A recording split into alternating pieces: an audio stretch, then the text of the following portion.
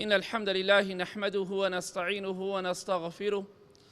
ونعوذ بالله من شرور أنفسنا ومن سيئات أعمالنا من يهده الله فلا مضل له ومن يضلل فلا هادي له وأشهد أن لا إله إلا الله وحده لا شريك له وأشهد أن محمدًا عبده ورسوله أما بعد فإن أصدق الحديث كتاب الله وخير الهدي هدي محمد صلى الله عليه وآله وسلم وشر الأمور محدثاتها وكل محدثة بدعة وكل بدعة ضلالة وكل ضلالة في النار. خۆشەویستان لە حەدیثێکی صحیح مسلم داهاتووە پێغەمبەری ئازیز و خۆشەویستمان صلى الله عليه وسلم دعایەکی دەکرد دەیفەرموو واهديني لأحسن الأخلاق لا يهدي لأحسنها إلا أنت واصرف عني سيئها لا يصرف عني سيئها إلا أنت. خوایە گیان هیدایەتم بدەی، ڕێنمونیم بکەی بۆ جوانترین ئەخلاق و ڕەوشت، چونکە هیچ کەسێک ناتوانێت ڕێنمونی من بکات بۆ جوانترین ئەخلاق و ڕەوشت ئیلا تۆ نەبی ئەی خوای پەروەردگار، و لە ئەخلاق و ڕەوشتی ناشرین بە دوورم کەی،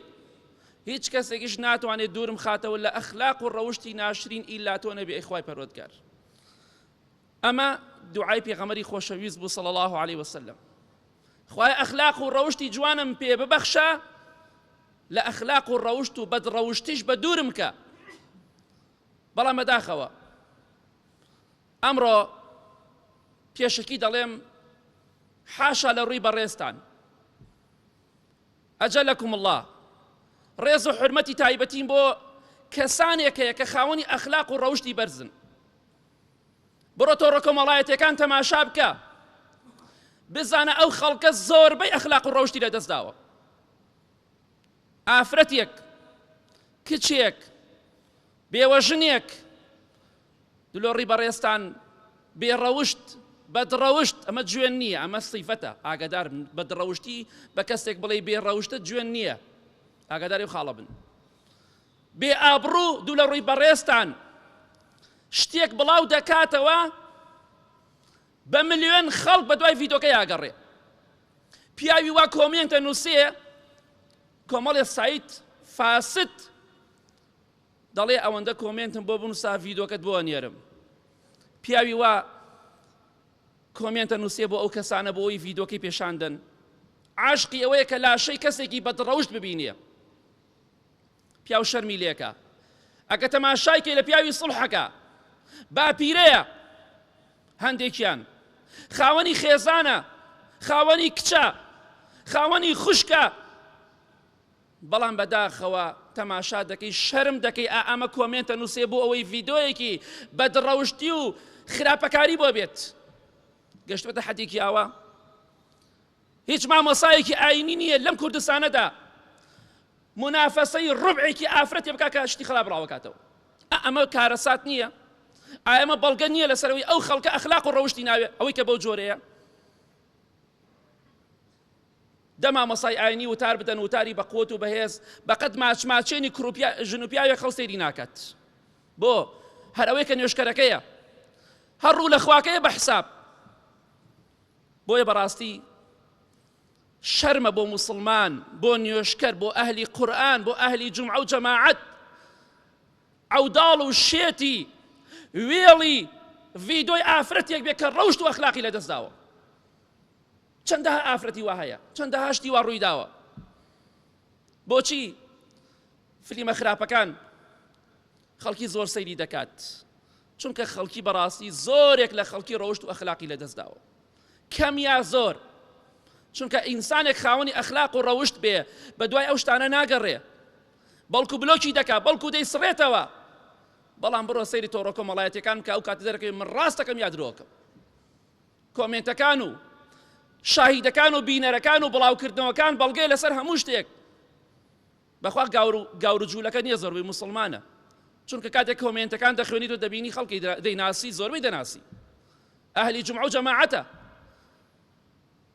باشە ئەوەندە عەوداڵی بەهەشت و ڕەزامەندی خوا بوویتایە، وەڵا خوا لێت ڕازیە بۆ دەیخستە بەهەشتەوە. بۆیە خۆشەویستان، ئیمامی ابن قەیم ڕەحمەتی خوای لێبێ دەفەرمێ وقلة الحياء من موت القلب والروح. نماني حياء كمبونوي حياء كمبونوي شرم حياء لمردني ضلا أو ضلا مردوة أو الروح مردوة بويا أم إنسان أخلاق الروشتي كم بوتو هر ضلك زندوبة أخلاق الروشتي زاترتيها بويا أو دعاء بيغمري خوايا صلى الله عليه وسلم بو إيما خاوني أخلاق الروشتي كي برزبين شرم بو مسلمان شرم لخوانك بدواي ئافرەتێکە ڕابکە کە خۆی پێ ئەڵێ بێ ئابڕووە بێ شەرمە دلۆڕی بەڕێستان بەڵام دوایە ڕاکات عەوداڵی شێتی ڤیدۆکەیەتی بۆ ئەوەندە هەوڵی ڕەزامەندی خوا نادەی. خۆشەویستان وەڵاهی پیاو کاتی ئەم شتانە دەبینێ شەرم دەکات بەخوا سوێن بەخوای ئەرز و ئاسمان ئەم میلەتەکانی تریش مسلمانان ئەگەر ئاوا بکەن و بەردەوام بن لەسەر ئەم کارە باجێکی زۆر قورسە دەین بە قورسی باجی ئەم بەدڕەوشتێ دەدەین کە هەندێک کەس دەیکەن بەهۆی هەندێک کەسەوە ئێمەش دەسووتین شەرم لەخوا ناکەی. پێغەمبەری خوا فەرمێ صلی الله عليه وسلم لە حەدیثێکی صحیحدا کە لە صحیحە هاتۆ بە ژمارە 2203 دەفەرمێ ليكونن في هذه الأمة خسف وقذف ومسخ وذلك إذا شربوا الخمور واتخذوا القينات وضربوا بالمعازف. أمتكي من توشي أم عقوبان دبي أم سزاني خوا أمتكي من چی ڕۆدا لە ئومەتی منە واتە لە مسلماناندا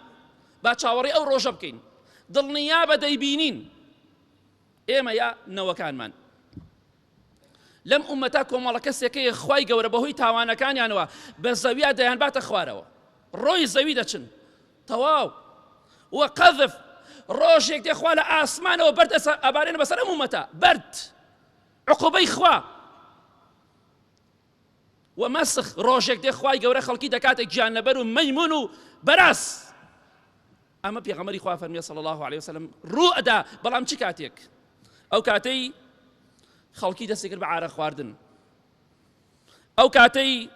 کۆمەڵە ئافرەتێک گۆرانی بێژ پەیدا بوون لە ناو ئومەتی مندا ئەمڕۆ گۆرانی بێژ هەیە نییە ئەوانەی کە ڤیدۆی بەدڕەوشتی و سێکسی بڵاوەکەنەوە زۆر لە گۆرانی بێژەکان خەتەرترن لە گۆرانی بێژ خراپتر پەیا بوو ئەمڕۆ لە عارە خواردن خراپتر پەیا بووە مادە هۆشبەرەکانە و دوایەوە هەر کاتێکیش گۆرانی مۆسیقایان لێدا و مۆسیقایان لێدا ئومەتەکەم با چاوەڕێی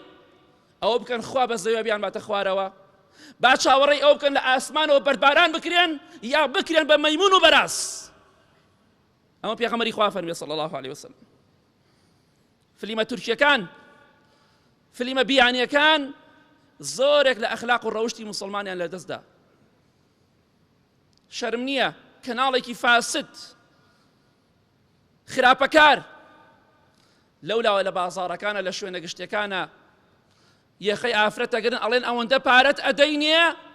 بڵێ دایکت من حامیلەم کچە عازەبە دەڵێ دایە حامیلەم بۆ شتێ پارەی دەستکەوێ کوڕە عازەبێکە ڕەقسەکا بۆی پارەی دەستکەوێ ئەمە کارەسات نییە ئەتوهلیکونا بما فعل السفهاء منا. موسا پێغەمبەر سەلامی خوای لەسەر دەفەرموو خوایگیان بەهۆی هەندی ئینسانی خراپ و ئێمەش لە ناوەدەی بەخوا ئێمە چاوەڕێی عقوبەی خوین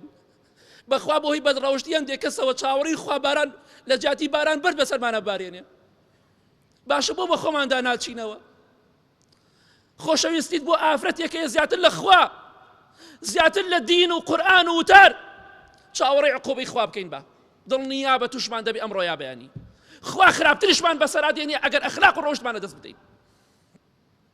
یا ڕەبی خوایە لە ئەخلاق و ڕەوشتی ناشرین بە دوورمانکەی بە ئەخلاق و ڕەوشتی جوان بمان ڕازێنیتەوە یا ڕەب العالەمین.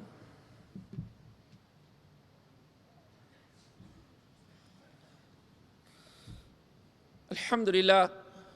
والصلاة والسلام على رسول الله وعلى آله وصحبه ومن والاه. خۆشەویستان پێغەمبەری خوا صلی الله عليه وسلم لە حەدیثێکی صحیحدا کە لە صحیح تەرغیب هاتووە بە ژمارە 2636 دەفەرمێ الحياء والإيمان قرنا جميعا فإذا رفع أحدهما رفع الآخر. إيمان وحياء شرم إيمان بەیەکەوە بەسراون بەیەکەوەن کاتێکیان نەماوە کەشیان نامێنێ ئەمڕۆ خەڵکی ئیمانەکەی زەعیف بووە شەرمەکەیشی هەر باسی مەکە بە عائیلەی دانیشن سەیری فیلم تورکیەکەن بە بەرچاو خێزانەکەی و کچەکەی و کوڕەکەی و ماچماچێن و باوەش پیاکردنە ئەیتر باشە ئێمە چاوەڕێی چی لە خەڵکەکەین ئەوەندە ئالوودە بوونە بۆ فلیمەکان ڕۆبعێکیەوە ئالوودەی قورئان و زیکر و وتار نین بۆ ئەو بەڵگە نییە لەسەر چاکی ئێوە بەڵگەیە لەسەر خراپی ئەو کەسانەی کە بەم جۆرن کوا کاریگەری نوێژەکانتانە سەرتان کوا إن الصلاة تنهى عن الفحشاء والمنكر خواهي قرد فرمين نيوش أو نيوشي خلقي لخرابة ولا فاحشة وبدروشتي دور خاتوا كوا كاريگري نيوشا كان لسرمان چی کاریگەری بەسەرمان وەیە کوا کاریگەری ئیمانەکانمان کاتێککە پێغەمبەر یوسف سەلامی خوای لەسەر بێ زوڵەیخا داوای خراپەی لێ دەکات دەڵێ معاذ الله خوای پەناگرم بە تۆ لەوەی خراپەکاری بکەم بەڵام ئێمە باوەشی پیاکەین هەوڵی بۆ دێن ڕاکەین بۆی ئەو پەنجانەی کە کۆمێنتی خراپی پێنووسی دڵنیابە لە ڕۆژی قیامەتە لەسەرت دێتە جواب و شایەتی خراپت لەسەردات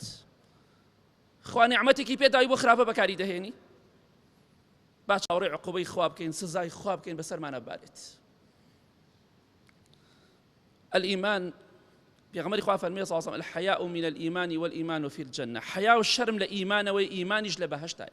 أجر حزن لبهشتا خود بالشرم وبحياء برازينوا أويك بدروشتي وخرابكاري بلاو كردو لو ولاد دا دجمني تو يا دوستي تونيا دعاء هدايتي وبكا أجر أهلي داندي خوا بشتي بشكينه بۆی با ڕەوشت و ئەخلاقی خۆمان جوان کەین ڕەوشت و ئەخلاقی خۆمان بەرز کەین بۆی ئینشاڵڵا لە دوای مردنمان وەک پێغەمبەری خوا فەرموویە صلی الله علیه و سلم ما كان الفحش في شيء إلا شانه با خۆمان جوان کەین بۆ دوای مردنمان چونکە فاحیشە و بەدڕەوشتی بێشەرمی دوو لە ڕێبەڕێستان بێ ئابڕۆی لە هەر شتێکا بێ ناشرینی دەکات ناشرینی دەکات هەر مسلمانێک بێشەرمی بێ ئابڕۆی تیا بێ ناشرینە بێ بابە خۆمان دا بچینەوە تەقوای خوا بکەین لە کۆتاییدا دەڵێم خوای گەورە دەفەرمێ واتقوا يوما ترجعون فيه إلى الله آخر آية إمام عبد الله كوري عباس رضا ورحمتي خوای لێ بێ ڕێی وایە لە صحیح بوخاریات و آخر آية قورآن دا بەزێم آيەتێ خلافی لەسەر مەسەلەکە واتقوا يوما ترجعون فيه إلى الله أي مسلمانان خۆتان ئامادەکەن خۆتان بپارێزن لە شەڕی ئەو ڕۆژەی کە ئێوە تێیدا دەگەڕێنەوە بەلای خوا ئایا ئەو فلیمە خراپانە ئەو سێکسیانە ئەو ڕوت و قوتانە مردنت لەسەر سووکەکەن ڕۆح کێشانە لەسەر سووکەکەن یا قورسی دەکەن ئایا پرسیاری ناو قەبرت بۆ ئاسان دەکەن یا بۆت قورسەکە ئایا ژیانی ناو قەبرت بۆ خۆشەکە یا بۆت ناخۆشەکە قبرت بۆ فراوانە کاتەوە بەدڕەوشتی یا بۆ تەسکەکاتەوە ئایا ئەو بەدڕەوشتەی کە ئەمڕۆ بەڵاو دەبێتەوە ئێمە کۆمنتی بۆ نووسن سەیریەکەین و بڵاوی دەکەینەوە ئایا لە ڕۆژی قیامەتە محاسەبی خوامان لەسەر سوک دەکا یا قورسی دەکا ئایا تێپەڕین بەسەر پردی سیراتە بۆمان ئاسانەکە یا بۆمان قورسەکە ئایا شەرمەزاری لای خۆمان دەکا یا سەربەرزمان دەکا بێگومان وەڵامەکەی وازح و ڕوون و ئاشکرایە بۆیە خۆمان بپارێزین خۆمان ئامادەکەین بۆ ئەو ڕۆژێک کە لە تێیدا دەگەڕێینەوە بۆ لای خوا دووری مەگرە لەو کاتێک کە تۆ بە دوایدا دەگەڕێی بە دوای ئەوەدا دەگەڕێی دڵەکەت کە خائیس بووە بە تاوان